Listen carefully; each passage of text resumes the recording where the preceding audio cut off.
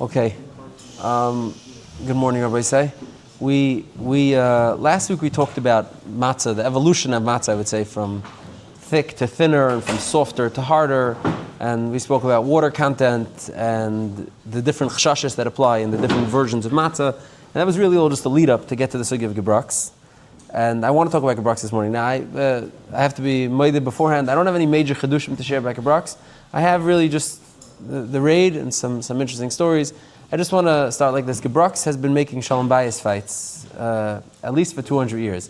Pesach Minhagim Bechlal make shalom bayis fights because there's such a big variety and they're such strongly held shittas. Nobody has a minig that they do on Pesach. By us, we're like a little bit makbid not to mish, or we're a little bit makbid not to eat this product. There's no little bit makbid. Everything on Pesach it's either all or nothing. It's very strong makbid. So it's been making Pesach Minhagim make like tumults between families. Now I came across a story with the Apterav, interesting shaila. The Apterav was one of the early rabbis, and he was once sitting after Pesach in his Sfurim Shtib, in his study, and a guy walks in and he says, "Rabbi, I want to divorce my wife." So he says, "Why? What happened?" He says, "I saw that she wasn't makbid on Gebrochtz, and she had Gebrochtz, she made things that have Gebrochtz, and I ate Gebrochtz on Pesach." So the Apterav says, do me a favor, wait a second over here. And he tells his Gabe, "Go call my Rebbetzin into the room, please." And he calls her in and she says, "Rebbetzin Zogmich, which matzah did I have by the Seder this year?" And she's just vague about it, she doesn't really answer him, and he pressures her, "Which matzah did I have by the Seder this year?" Until finally she says, "Yeah, Rebbe, it's true. I didn't know if you chapped or not, but the good matzah that you prepared, it got lost, it got used for what matzah mill, whatever, it got ruined, it got lost, we didn't have it. And instead I got matzah, just local matzah, and I didn't think you would know the difference." So he tells this guy, he says, "My wife fed me somebody else's matzah on Pesach, and I'm still happy. You just had a little Gebrochtz.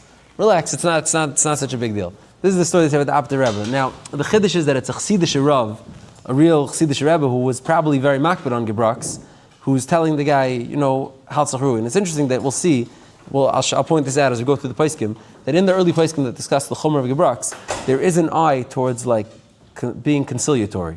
Like, okay, it's a Chumrah that we're taking on this Chumrah, but don't, have any strong feelings about people who don't have the Chumrah. Or vice versa. I'll show you in the Shulchan Aruch Harav and the Shari Tshuva, there's different mascaras in that have that element. Now, additionally, there's an interesting story. Maybe we'll save this when we get to the Chum Sefer, actually. We'll say now, there's a story with the Bel Zerav, the Sar Shalom, who actually had a relationship with the Chum Sefer. I don't think we have letters back and forth, but allegedly, ostensibly, there was a relationship between the Bel Zerav and the Chum Sefer. Some Chassidim even say that the Chum Sefer wanted to become a Bel Chassid, and he went to the Sar Shalom. I didn't make this up. He went to the Sar Shalom. Sar Shalom told him that's not your Avodas Achayim. That's not what you should be focused on. So one way or the other, it probably never happened. But if it did happen, they had a relationship. The Chum Sefer had a relationship with this. Moshe Sefer had a relationship with some early Chassidish rabbis. He himself was very not Chassidish, distinctly not Chassidish. Very Oberlandish with his minhagim, and the Chum Sefer was a strong, adherent of his minhagim.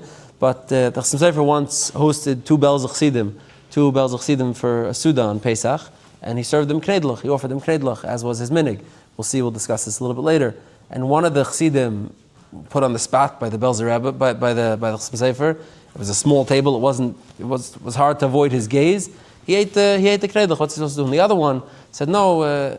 Messen das nicht. We don't eat knedlach." And they went back to the Bel Zerav after Yom Tif, and they were probably expecting the Sar Shalom to congratulate the one who said he didn't eat, and to be a little bit of look down a little bit at the one who ate. And he told the one who didn't eat, he said, "You missed out on Korban Pesach. You were by the Chum Sefer's table. He offered you food. You missed out on the Korban Pesach." Now the Chassidim say that by Rebbes they have Korban Pesach even now by the Seder, and that's really a whole separate shmuz that we're not going into. And Mistama the Bel Zerav meant that the Chum Sefer had Korban Pesach. This was the Bechin of the Korban Pesach. We're not even going into that. But the point is, you see this again, this tzad of that the one who was machmer not to do it, he was that was too much. Like you buy the Chum Sefer's house, you should eat it.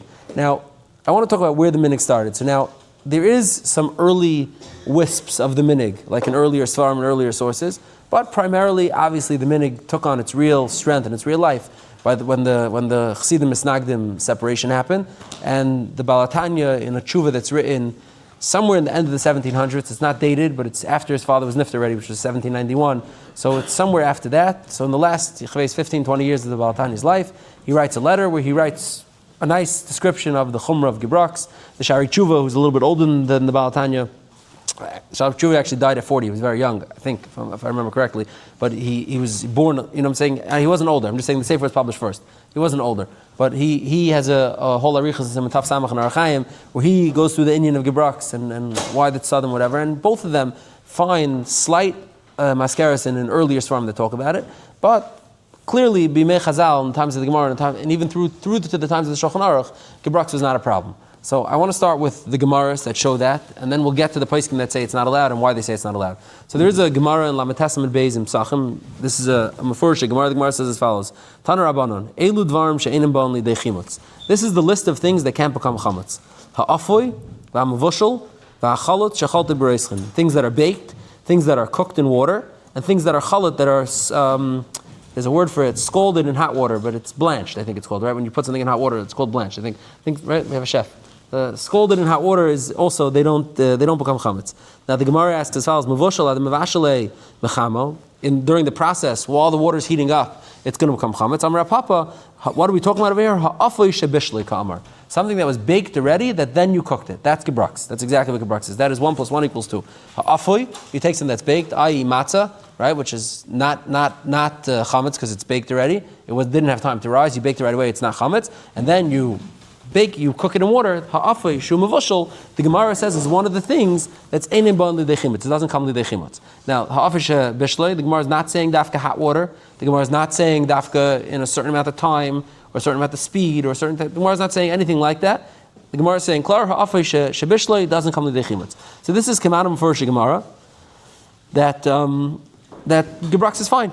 Gebrochtz is allowed. It's one of the things that doesn't become chametz. Now, and as Veis Gepaskel in Shulchan Aruch, the Shulchan Aruch says matzah shruya, matzah that's soaked, is allowed to be eaten. It's kosher. Ad kedei kach that many people who, at least in the olden days, before you had implants and good dental care, at a certain age, and it wasn't at 80, people lost a lot of their teeth, and if you lost your your molars in the back, it's very hard to chew matzah.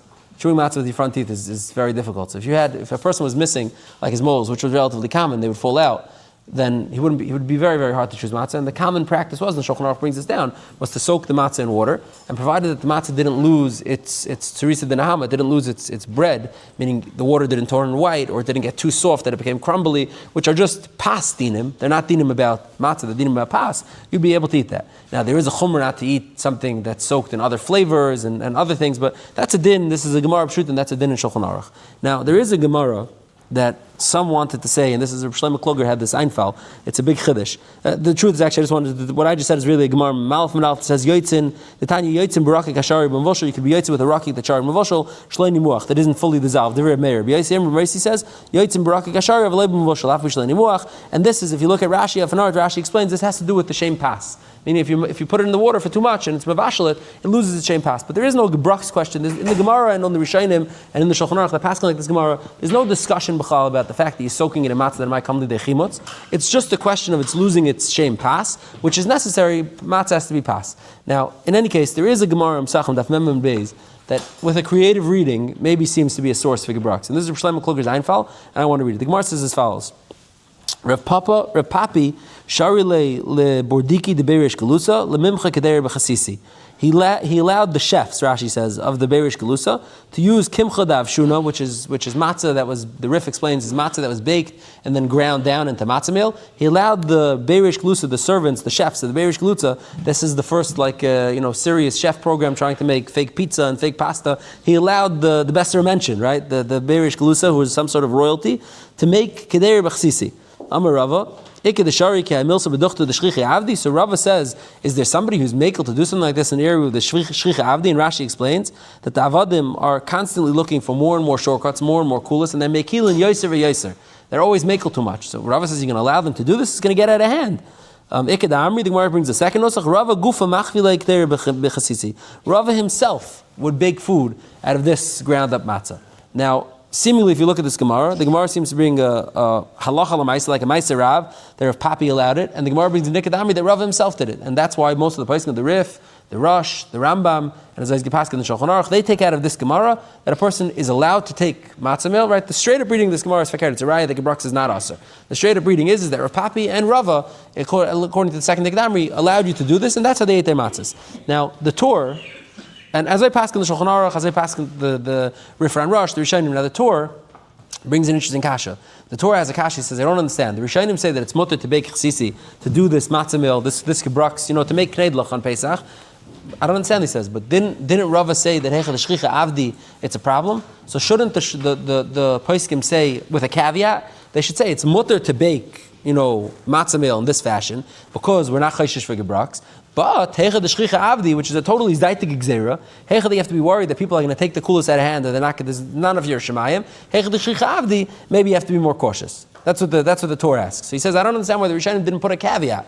He's not being chaylik on the din. He agrees that the din is true, but there should be a caveat. There should be some sort of carved out place where it is mutter, where it's not mutter. Zakta Beis Yosef and the Bach and other Nesei Kelim, I don't understand.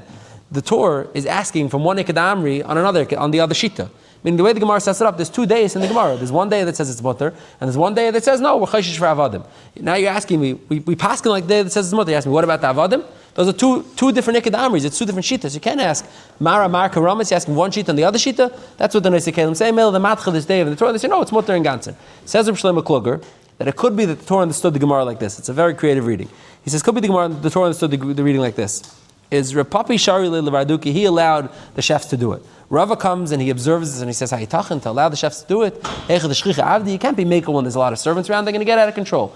Ikad Amri, he says, not Ikad Amri, it's not another shita. Ikad Amri, another variable in this conversation is Rava Gufa Sharile, he himself did it. Machile, he himself did it. It doesn't say Rava Gufa Sharile, he allowed it, it says he himself did it. So says the Reb Shlomo, maybe the Torah learned that the Gemara the Kedamri, Rava wasn't being chayzer. Rava was saying, I could do it under the auspices of a good Rav HaMachshir, under a good situation, i.e. like Rava himself doing it, then it's allowed. But stam to allow any half-witted Amaretz to do it, that Rava was never being chayzer from. And the Gemara was saying that Rava himself, like the Meiser Rava was makbid not to let someone else do it. He himself did it. So Reb Shlomo says from Mikan is a raya to those who say not the Gebrochtz, and he says although it's far-fetched, he says it himself that the whole minig of not eating Gebrochtz is far-fetched. It's really the Gemara's mefurish not like it, Shulchan Aruch's mefurish not like that, and it's some sort of later invention. It's a little bit far-fetched. But Lamaisa Mikan, he says, is a little bit of a smach to the minig, not the Gebrochtz, which is a very creative smach. Now Lamaisa, we've spoken about this in previous years, that on Pesach there's a big inyan of chumras, right? Rizal says that someone who's makbid not to eat chametz on Pesach, he won't do averis the whole year. And the Chassidim adopted this ad kedei kach. I saw a vertel b'shem Narugis Abaysim. He says on Pesach we say manishtana halayla hazeh, which the real question is manishtana, which new chumrah did you bring into the house this year? Not legreyusa, not like a kvetchy husband. Like what new chumrah did you bring in this year? It's a manishtana. Which new chumrah did you bring in this year? Like chumrah collection, which is not usually looked at as such a big maila, right? Usually we say, if you want to, you choose a paisik, kikulaisav, kichumraisav, like the Gemara of Avodah says, aksil b'chayshach ya'alechus, if you take every chumrah, no kulas. But on Pesach, chumrah collection is the thing. I saw an article about the Toldos HaMitzlach Rebbe, who, I don't know much about him, I'll be honest, I don't know much about him, but he seems like a sweet, really Yerushalayim Yid. But those who know the history, the politics of like the Toldos Aaron Chassidus, so there was a big fight when the Toldos Aaron and Toldos HaMitzlach are brothers, right? I think there's a third brother also. When their father was nifted, the Toldos Aaron, the first Toldos Aaron Rebbe, so there was a big fight about who should take over. This whole kuntras, as someone lent it to me, a whole kuntras about the tzava. It's a long tzava, there was edit, sahin, nahar, but really the underlying tension over there is that the Toldos HaMitzlach Rebbe learned in Vishnitz. He learned by the Rechaim in Vishnitz, so he became a shtickle Vishnitzer. He has like certain Vishnitzer flavor to him. He sings more, he sings different songs, he has different minhagim, and Toldos Aaron is more like stripped down Yerushalayim. But what this contributed to is that the Toldos HaMitzlach Rebbe is especially in Pesach, and this is what I saw the article about, he's a composite of so many different chumras, because his father, the original Toldos Aaron Rebbe, was a Hungarian. Well, he was I think a Galiciano who married a Hungarian, or vice versa. So he had some Tanzim Minhagim, some Satmar Minhagim. The Toldos HaMitzlach Rebbe learned in Vishnitz, he has Vishnitz Minhagim. He married a Belza, a Shaimbal from a Belza family. So you have Satmar, Tzanz, Belz, Vishnitz, all wrapped up in one. It's the ultimate, chumrah magnet, and Toldos HaMitzlach's kitchen, Erev Pesach, which they invested hundreds of thousands of dollars into. They have a commercial kitchen maybe the basement of his building or the basement of the shul. I forgot exactly where. They invested hundreds of thousands of dollars, and it's like a mara to see the chumras because it's mamish. It's the manishtana. It's the full composite of every chumrah. So although generally that's not something that's considered like a big milah, but Pesach time that is considered a milah. Now, so Me'ezatam Shia, and this is hard to chart, and we started trying to do this last week. For some reason, the Gebrochtz chumrah became more popular around the times of the Chassidim. Now, Zichra, there were people who were keeping it earlier. Lamashal, the Knesset Agdola, and the Shari Tshuva brings it down. The Knesset Agdola, which is an earlier Svardish Pesach, really the Chidah in Machzikei Bracha brings down that some people are makbid. So that means already that it's somewhat of a minig. The Marashdam, who's a really early Svardish Pesach, like from the 1500s, he brings down not to be makbid, which tells you that there are people who are being makbid. Meaning he's addressing people who are being makbid. He's saying it's a chumrah that you don't need to do, but it means the chumrah exists already. Now, the Knesset Agdola, who's right in the middle of the Chidah and the Marashdam, he says something interesting. He says, Ma'aseh Shaya, there was a story once of a Eishes Talmud Chacham who knew the halacha, who took matzah meal. She took, well crushed up, very finely ground up matzah, and she was baking knedlach or cookies or cake, whatever it is that she was making with that. And her neighbor in Amaret saw her doing it, and she presumed that on Pesach, as long as you're not making chametz, when you do it quickly, you're allowed to bake. Now, or maybe as long as you do it at all. I don't know what she thought. It's an Amaretz. It's hard for me to explain what this woman in Istanbul in Chves in 1670 thought. I don't know. But she thought something, and she started making regular chametz on Pesach. And because of that, the Knesset Agdola says there was a minig to be machmer not to do Gebrochtz on Pesach anymore because of this story. Now, it is very muzar that because of one story in one city somewhere of one person who made a mistake, there would be a gzeira, like not to do Gebrochtz for all time memoriam and for everyone. It's a very strange, presumption. But even more so than that, the Pri Chadash in Siman Taf Samach Aleph, I think, the Pri Chadash says as follows. It's a big arichas, but I'll just quote you a part of it. He says, Oid Kasav Marashdam, which is the tshuva we quoted, Shemuta Lasas of Ganim B'matzafu, you're allowed to make a Gebrochtz. V'kasav B'sefer Knesset Agdola, not to do it. He says, Mr. Ma'aseh Shahaya, She'eshes Chavar Asas Akain, there was a woman who was a Talmud Chacham, a knowledgeable woman who was doing it. V'sheshchenasa Chashva She'ikemach Mamish, she thought it was regular flour. L'macha Tigna Dagim B'kemach Mamish, that's what she did. She fried fish in regular flour, the neighbor. V'chichach Yesh Lasem Ne'maras Ha'ayin. V'ani Yomer, he says, the Pri Chadash writes, Sha'akol Mutter, Min Adin, Ve'en Lanu Ligzer Gzeris Midatenu. Everything's mutter min adin. The sugya, the stomach, the sugya, the Shulchan Aruch, the Neisei Kelim, the Gemaras are mashma that's mutter. We don't make zeris midatenu. Ma bekachem isha achas ta bedin. What's it our problem if one woman somewhere made a mistake in a halacha? He brings their Gemara, so people make grievous halachic errors, and still the halacha doesn't suddenly change because one person makes a mistake. He brings, fine, the says, he brings the Gemara with Rava. He says, "Nimtu lemedim mikol hani the chol shemutam miyekar din avdinam bepesach v'lechashin l'maras ayin v'achnakdinan." Anything that's mutam miyekar din Pesach, we do it, and we're not chayshim shemaras ayin. Maras ayin over here is a little bit of a euphemism. Maras ayin over here means literally the eye seeing, meaning like an amaret seeing you and coming to the wrong conclusion. It's a little bit different, but in any case, the Pri Chadash strongly disputes this Knesset Agdola and he doesn't hold of it. But these are some of the earlier places. Now, what's interesting is that there is a source in a Rishon. And this is missed by the Shari Tshuva, the Shulchan Aruch, Rav, all the early Svarim that talk about it, don't bring it down. Someone later on, I don't know who this is, the Evan Shleima on the Ravan. He wrote a Pirush on the Ravan, which is one of the early Ashkenazi Rishonim, and he picks up on this. And there's a shtickle in the Ravan, in the Chelik on Hilchos Pesach, where he writes as follows. He says, V'yesh she'enim roitzim lahashris hamatzah b'leila rishonim b'marak. There are those who don't want to soak the matzah in the soup on the first night. Ki ro aviseim shekein asu. They saw by their fathers that they didn't do it. V'svurim, and they understood that the reason why their fathers didn't do it is so it shouldn't come to the chimutz, which sounds exactly like the chash of Gebrochtz, taking matzah, putting it in the soup, exactly like the Gebrochtz chash. V'loihi, says the Ravan, it's wrong, that's not the reason. Loihi nigu kein el mishum she'etam matzah b'fiyim kol halayla rishon.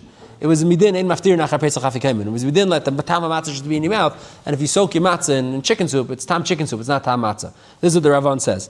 Miu ein etafan. So says the Evan Shleim over here. I am ber heitiv v'shari tshuva n'arachayim sim taf samach. Mashakasu in matzah ksusha ishari last mena sufganim. What they wrote about using matzah meal, ground up matzah to make things with it. The kulam nelmu divrei Ravan elu. And from all of them, they didn't notice this Ravan. So he said there is a Ravan. Now, granted, the Ravan is saying it's a mistake. The Ravan is saying it's not mishum Gebrochtz. But the Ravan is mentioning such a tzad that it exists. There's a realm where such a thing exists that you could say there's a chash mishum chimutz. He's saying it's not the real reason, but mikulam nelmu. So this is just an interesting source that Evan Shleim points out. Now. Yeah. It's no, because the Ravanos don't use tamatza. Yeah. It's a different sugya, but it's just interesting that it's a it's not a makar, it's a makar adjacent. You know what I'm saying? It exists that there is discussion upon him in a Rishon about putting matzah into the soup, mishum chimutz. Like that, those words existed in a Rishon, earlier on. Now, what's interesting is that there is a Machzas shekel who again predates the Chassidim, who does seem to say something like this. Machzas shekel in Siman Siman Tafan and Ches in Sivchat and Aleph. He's arguing in a Magen Avram, that's arguing in a Shabbos, that's arguing in a Bach. It's a whole long string of machlokes that we're not going to get into. But he says as follows. He says, "B'zel l'chayra adinim Magen Avram mitam acher. Yesh lahachmir lebal nefesh shalei lasis tavshel mimatzah b'Pesach l'pa'amim ein kol hakemach nila shemizgabel v'nishim ma'at kemach gabe isa." A person should be makbid not to make products out of ground matzah, because sometimes some flour can be left over on the edge of the matzah. Says if there would just be on top of the matzah a little flour, that wouldn't be a problem at all, because the din is in Shulchan Aruch, and we'll see this in the Gaon in a second. The din is that toasted flour is anybody the chimutz. Kemach kalui, kemach that's roasted in the oven doesn't come to the chimutz anymore.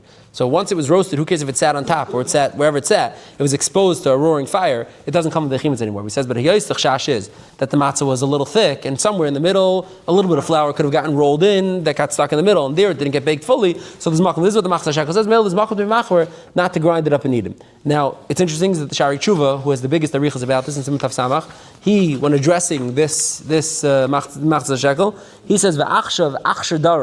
The generation become better. Aval he says, "Eskasher dara, v'ruba de inchi ein oifen matzahs avis klal." Nobody bakes thick matzahs b'chal. Everything's thin. Rak rikikim dakim, thin matzahs. V'akemach nasa yidei shemiyavshin oisei. V'taner v'achach tachum b'rechayim. V'dachum meducha. V'azu le'ach shash talo. There's no chash. So the Shari Tshuva, unceremoniously dismisses the Machzas shekel's concern, and he says, "Bizman hazeh, achshar dara, eskasher dara." Nobody bakes matzahs that are this thick, like we spoke about last week. Zechar not this thick, and not even this thick. So it's mamish paper thin already. So the flour is already, is in the middle. It's not really a chash. Now, in any case, these are the earlier sources that are either rayas, not rayas, hints, that have to do with Gebrochtz. Now, later on in the late 1700s, turning to the 1800s, is where the meaning of Gebrochtz really takes on a life of its own and becomes very popular. And that's by the Chassidim. Now, the Shari Tshuva, he has a whole lang arichos in Siman Taf Samach where he discusses all the various chashashas. And we're not going to have time to go through the whole thing, but I told you I'll point this out in the end. He says as follows. He says, from this whole lang arichos that I said, the bein hamachmirim, bein hamakilim, elu ve'elu oisim kavanasim l'shmayim. Side those who are machmir and the chayshish that there's some sort of flour that's left over here that isn't toasted, that was hidden in the center of matzah, the matzah was blocking it, and now it's going to become available when you grind it up and fine. They're doing l'shem shmayim. And side those who are being makel are also doing l'shem shmayim. Ilu dartam lifresh mishimtza the shimtza chimutza bar chimutza b'chtei lizar mechametz kolshu b'chol chemer afshir. Those, the camp that's machmir, they're doing it to be machmir, to stay away from even the tiniest mashu of chametz on Pesach. Those who want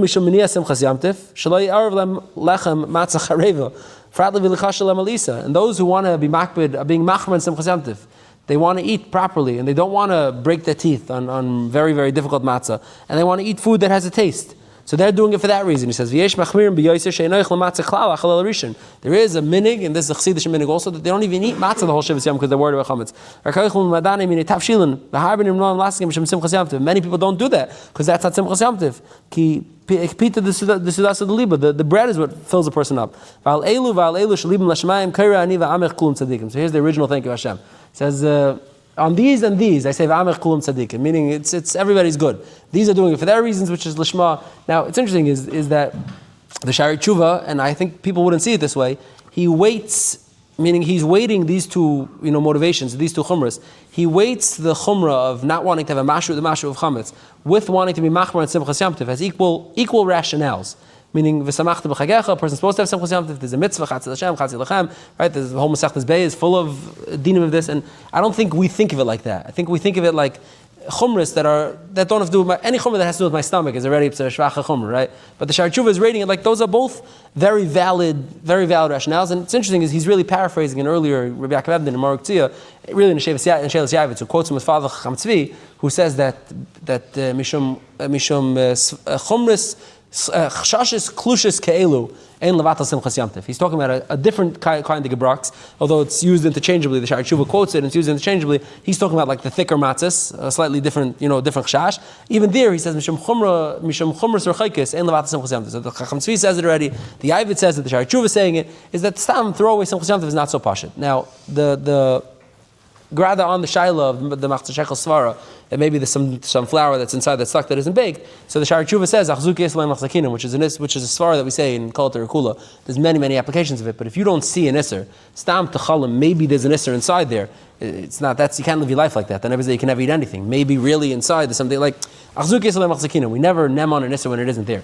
To which the Chassidim would say, and to which the Shulchan Aruch Rav and his Tshuva and Siman Vav and the end of Shulchan Rav says, that hachosh meid, he says, don't tell me it's a chomer rechaika, hachosh meid, that these things are there. It's not achzuke yeser.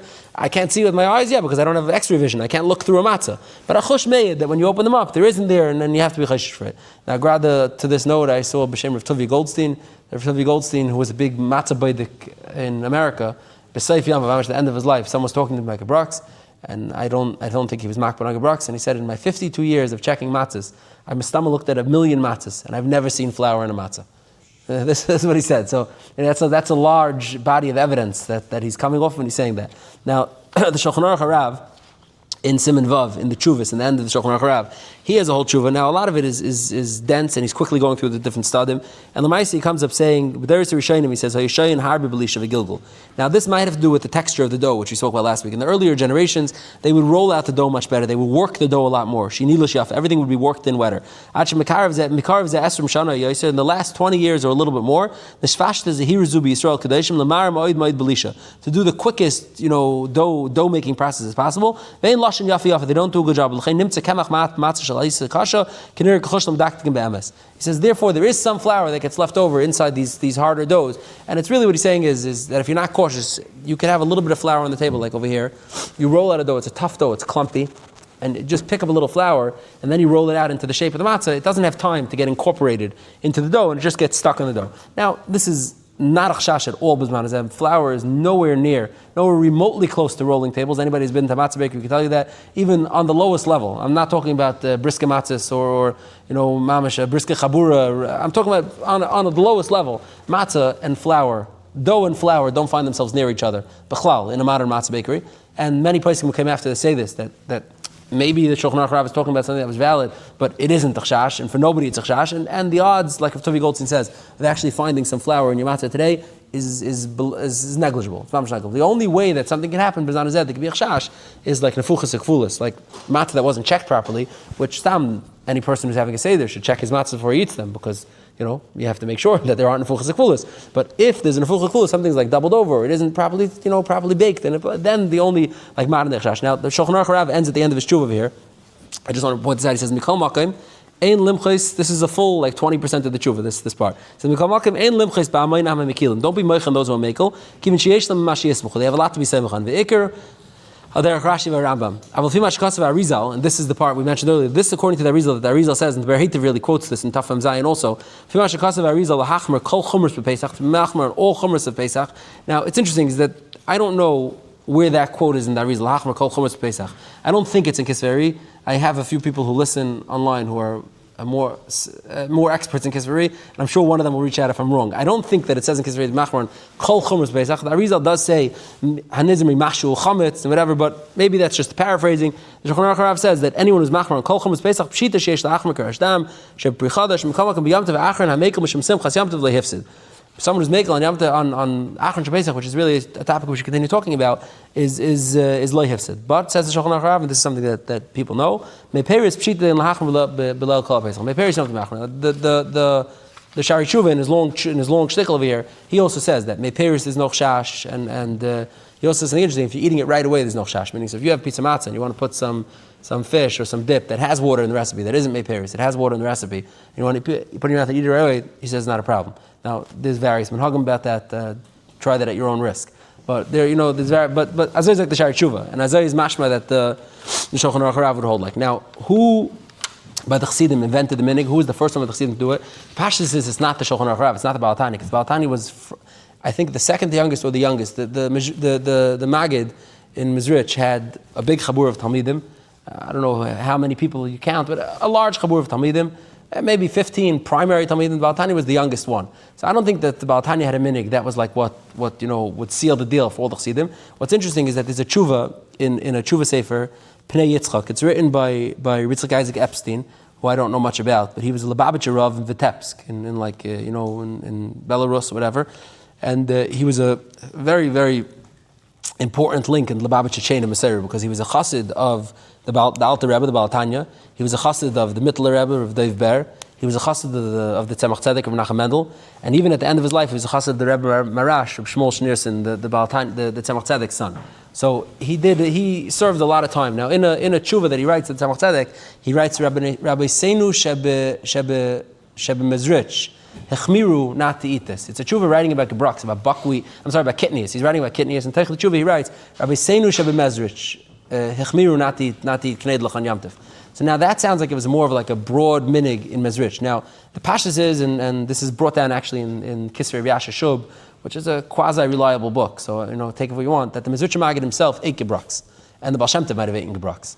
So it seems the minig started later on in the chutzir, in the circle of the Mezritcher Maggid's Talmidim, whatever that means, and how that information spread amongst them. But in the Mezritcher Maggid's Talmidim, there seemed to have been a minig like that, and that's what. So I guess pin it at like 1780. I don't know. Maybe that's a safe number. Like 1780 is where it really got widely adopted. Now the Maisa Mevesendach that, but Litvisha this was not a thing. Mishabura famously misquoted Mishabura, the Mishabura in Simatafan and Ches.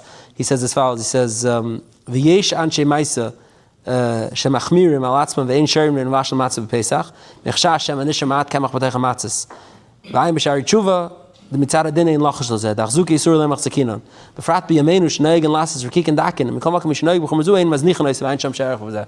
Oftentimes you'll see the Mishabura quoted. The Mishabura says, they'll say, "Ayin Mishabura Simatafan and Ches," that says, "Ein sharon ve'en vash matzah Pesach." You'll just get those 4 words. That's often misquoted. Mishabura clearly says that there is a minig, it exists. He knows of the minig, but the Ma'aseh the Shari Tshuva says it's not halacha necessary. And in maznichin, those who do it, it's a good thing, but you don't have to do it. Now, what's interesting is that Mishabura personally, Chavetz Chaim's son writes, Chavetz Chaim himself didn't eat Gebrochtz. So it's interesting. Chavetz Chaim himself seems to have been makbid, but in the Mishabura he's not makbid. The Goyin in Ma'aseh Rav, Zibrach the Goyin ate Gebrochtz. He was maybe even makbid to Gebrochtz, Mishum Simchas Yamtiv, Rav Chaim Volozhin ate Gebrochtz. All the Litvish are really the Stipler, incidentally, who came from a Chassidish background.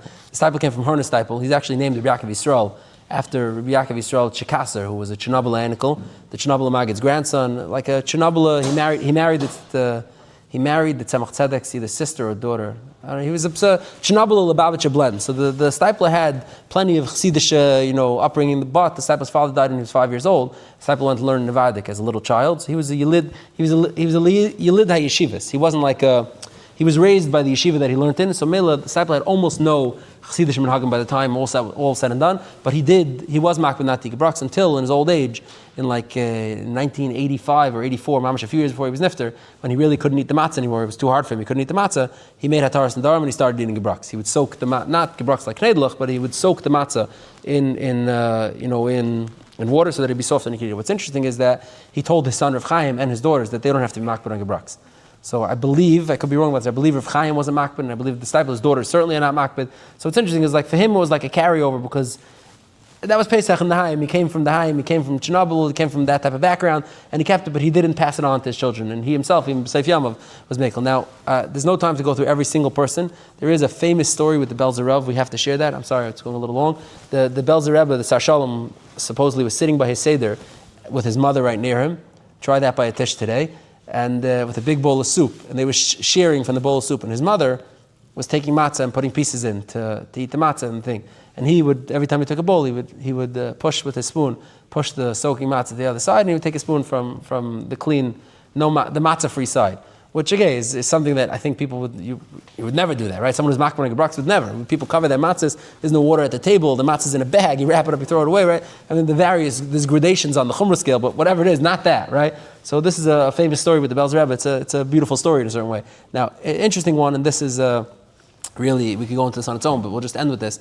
The Chassam Sofer, as we mentioned earlier, ate Gebrochtz. Himself personally, he even fed his guest Gebrochtz. This is brought down in various chuvas, the B'Tzalel Chachma, the Marshag, other Minhagim Svarim that bring the Chassam Sofer's Minhagim, he ate Gebrochtz. Now, what's interesting is the Chassam Sofer in a chuva in Hilchos Nadarim in Yeridea and like Reish Nun something towards the end of Yeridea, the Chassam Sofer, when he's talking about Minhagim Yafim and needing Hatar or not needing Hatar, he writes like a minig Yafeh Kimoi not achilas. He says a minig mitzvah v'chsidus, mitzvah u'prishus, minig mitzvah u'prishus, k'moi not achilas gebrochtz on Pesach, would need X, Y, and Z. He's handling a shayla. Now the question is, and they asked this, like if the Sefer held that not eating gebrochtz on Pesach was a mitzvah u'prishus, why would he himself eat gebrochtz? And it's interesting is that the Marshag and the Pesach B'chol of Tshuva, the Pesach Chacham writes that Vaisais that the Chacham Sefer to the Chacham Sefer, keeping his minhagim was even more of a minig yafa v'chsidus. Meaning not to just he wasn't minig shopping. Like we know at the Chacham Sefer, he was not minig shopping. He had a very specific and particular set of minhagim that he wanted to keep and pass on to the dairis. Now I think that today probably a lot of Chacham Sefer eniklach already don't eat gebrochtz because a lot of them are chassidim already. But some yesh. In any case, it's a big Indian. We're not having next week and the week after. There's no shir. There's other programming, but to be continued. I don't think anything. No. You've just experienced another Torah class brought to you by TorahAnytime.com.